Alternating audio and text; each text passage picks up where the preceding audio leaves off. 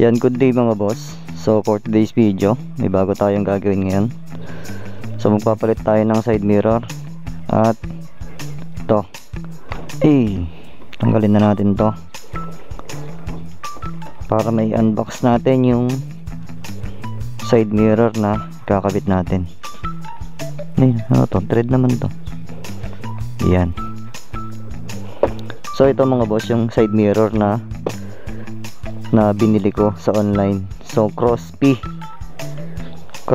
na Street King side mirror. Yan, so ito siya mga boss. Ayan, kung mapapansin nyo, wala siya yung parang palikpik nya dyan. So ito nga pala mga boss ay version 2. Ayan.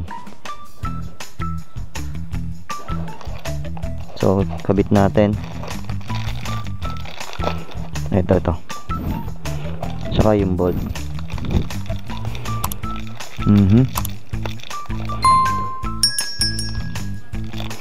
At kung mapapansin nyo mga boss, bumili na ako nitong ganitong socket. So sasabihin ko yung dahilan. Ito mga boss, ito yung dahilan kung bakit ako bumili ng ganun. Kasi yung mga ganitong side mirror, hindi siya plug and play. Hindi siya plug and play dito sa ganitong uri ng motor or dito sa ating Mio Sporty. Kung mababa yung talagyan ng side mirror or meron siya yung kanto na ganito, gaya nito, yung mataas, hindi siya sasalpak ng plug and play yung mga ganitong uri ng side mirror. Kaya kailangan natin ng adapter para dito sa ating side mirror.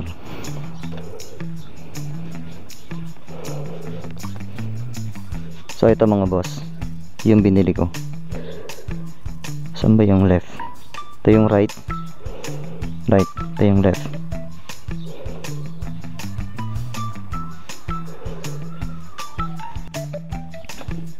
So ito mga boss, naikabit ko na. Ngayon naman isunod na natin itong kanyang handle. So try natin to.